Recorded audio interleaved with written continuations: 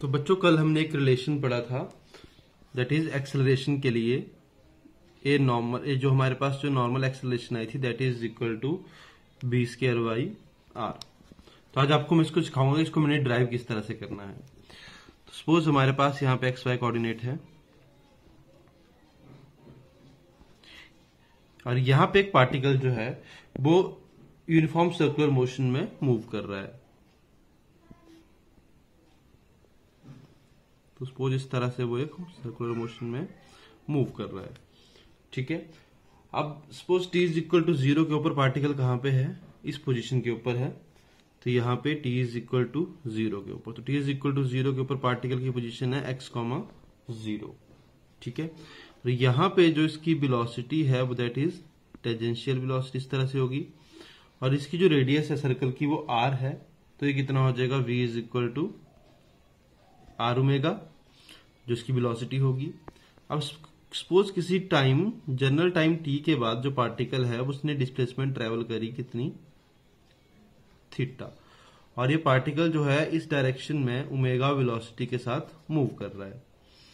तो ये पार्टिकल कहां पहुंच गया, इस पोजीशन के ऊपर पहुंच गया।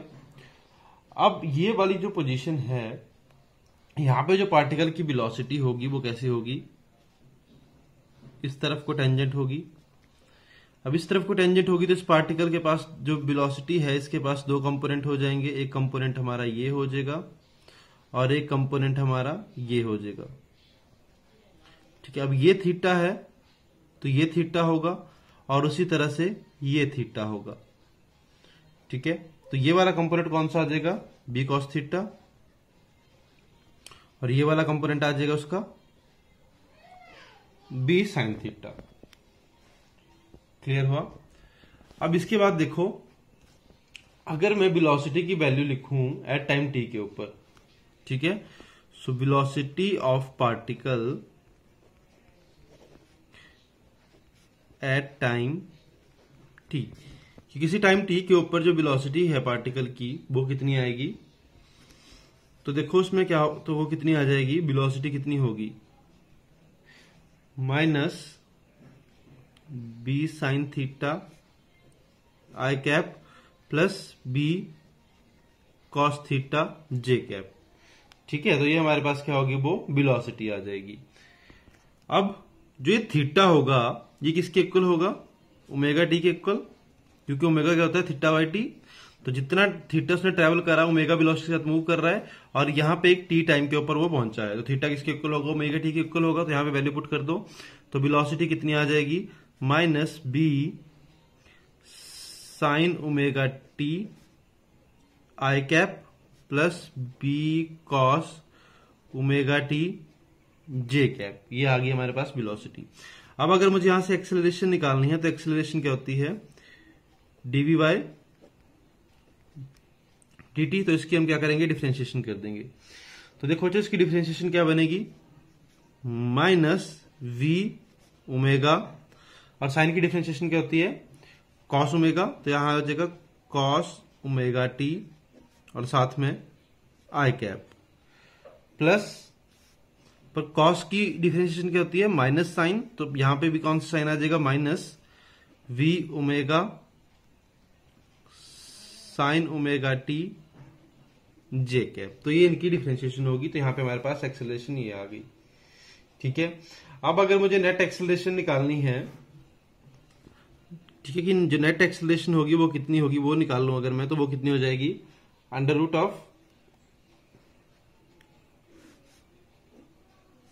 तो क्या आ जाएगा, बी कॉस में cos v omega cos omega t whole square plus यहां पे आ जाएगा v omega sine omega t whole square.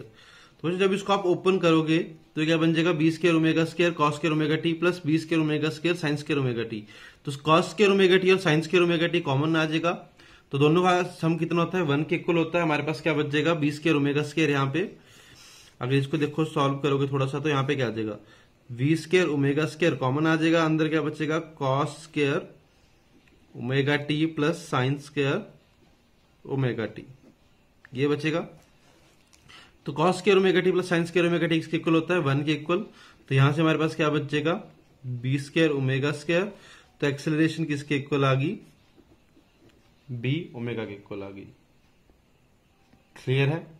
और बी ओमेगा को क्या लिख सकता हूं मैं, ओमेगा क्या हो जाएगा, देखो v is equal to r omega होता था, तो ओमेगा क्या हो जाएगा, बी बाय आर हो जाएगा। तो यहाँ पे क्या आ जाएगा, वी स्क्वायर बाई आर, जो इसकी रेडियस थी। तो इस तरह से हम जो है इस रिलेशन को ड्राइव करते हैं अगर कोई पार्टिकल जो है हमारे पास सर्कुलर मोशन में मूव कर रहा है तो बच्चों नेक्स्ट हम पढ़ने वाले हैं सेंट्रीपिटल फोर्स के बारे में। ठीक है, तो अभी हमने बात करी थी कि जब भी कोई बॉडी सर्कुलर मोशन में मूव करती है तो उसकी जो एक्सेलरेशन होती है that is equal to v square by r. अभी जो एक्सेलरेशन आ रही है किसकी वजह से आ रही है, हमें पता है कि जब भी किसी बॉडी में एक्सेलरेशन आती है तो वो किसकी वजह से आती है, फोर्स की वजह से आती है। तो ये जो एक्सेलरेशन आ रही है normal acceleration that is because of centripetal force. Suppose हमारे पास जो पार्टिकल है वो कुछ इस तरह से मूव कर रहा है। अब यहां पे पार्टिकल की वेलोसिटी है v और इसकी एक्सेलरेशन होगी इस डायरेक्शन में। ठीक है, this is the normal acceleration, यहां पे वो सेंटर हमारा। ठीक है, तो सेंट्रीपिटल फोर्स जो होगी वो हमेशा कैसे होगी, टुवर्ड द सेंटर होगी। तो हम यहां पे लिख सकते हैं centripetal force is always acts toward the centre. ठीक है, कि जो हमारे पास जो फोर्स होगी वो हमेशा कहां पे लग रही होगी, सेंटर की तरफ, किसके, सर्कल के। सेंट्रीपिटल जो फोर्स होगी, अब जो सेंट्रीपिटल फोर्स होती है वो किसके लिए रिस्पॉन्सिबल होती है, तो सेंट्रीपिटल फोर्स कौन सी फोर्स होती है, the force which is responsible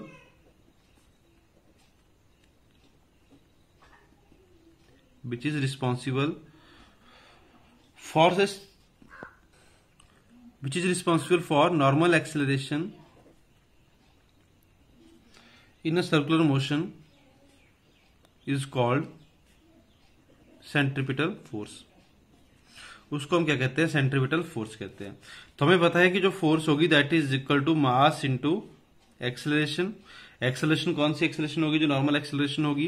तो हम फोर्स को कितना लिख सकते हैं, m b square by r. तो ये हमारे पास जो होगी वो सेंट्रीपिटल फोर्स आ जाएगी। अगर बॉडी को सर्कुलर मोशन करना है तो उसके लिए उसकी जो सेंट्रीपिटल फोर्स है उसका होना कंपलसरी है, तभी कोई बॉडी सर्कुलर मोशन कर पाएगी। एग्जाम्पल के साथ समझते हैं कि अगर हमारे पास सपोज ये कोई सर्कल है और इसमें हमने एक पेंडुलम को लगा रखा है, या कोई बॉडी है जिसको थ्रेड के साथ यहां पे बांध रखा है जिसका मास है m। ठीक है, अब इसको हमने क्या करा, इनिशियली वेलोसिटी दी, u वेलोसिटी के साथ हमने इसको पुश कर दिया, जिसकी लेंथ है दैट इज l। तो अब होगा क्या कि ये जो पार्टिकल होगा ये मूव करना शुरू करेगा। अब किसी एक टाइम के बाद ये पार्टिकल कहां पहुंच जाएगा, इस पॉइंट के ऊपर जाकर के यहां पे पार्टिकल पहुंच गए m मास का, जिसका मास कितना है m है, यहां पहुंच गए उस टाइम पे। अब यहां पे आके देखो इसके अंदर की इसकी जो यहां पे क्या फील कर रहा होगा, एक टेंशन इसमें होगी और यहां पे भी इसमें एक टेंशन होगी, तभी ये इसके साथ कनेक्टेड है। सपोज हमने क्या करा, इस पार्टिकल को एकदम से इस स्ट्रिंग को यहां से काट दिया, इस स्ट्रिंग को हमने यहां से काट दिया। तो अगर इसकी मैं बात करूं वेलोसिटी की, तो इस तरह से वेलोसिटी होगी, यू वेलोसिटी इस तरह से मूव कर रहा होगा। अब जैसे स्ट्रिंग को कट करा मैंने तो ये टेंजेंशियली इस तरह से मूव कर जाएगा। ठीक है, तो इस तरह से मूव कर गया टेंजेंशियली, ये मतलब अब इसमें कोई टेंशन नहीं रही। ठीक है, और अभी हमने क्या बोला कि किसी भी सर्कुलर मोशन को, अगर बॉडी को सर्कुलर मोशन करना है किसी भी बॉडी को, तो उसके लिए सेंट्रीपिटल फोर्स का होना कंपलसरी है। तो यहां पे जो टेंशन है वो कौन सी फोर्स की तरह बिहेव कर रही है, एज अ सेंट्रीपिटल फोर्स। तो हम टेंशन को किसके इक्वल लिख सकते हैं, m u square by l that is equal to f centripetal force. Clear हुआ। इस तरह से हम जो है कह सकते हैं कि जो टेंशन है वो एक्ट कर रही है किसकी तरह, सेंट्रीपिटल फोर्स की तरह। क्योंकि अगर इसको मैं यहां से रिमूव कर दूं तो इस स्ट्रिंग में कोई टेंशन नहीं रहेगी, तो पार्टिकल जो होगा वो टेंजेंशियली मूव कर जाएगा। और अगर इसको सर्कुलर मोशन मूव करना है तो उसके लिए जो वेलोसिटी टेंशन, जो उसके लिए जो फोर्स होनी चाहिए that is equal to centripetal force. तो वही जो टेंशन है वो हमें क्या कर रही है, सेंट्रीपिटल फोर्स प्रोवाइड करा रही है।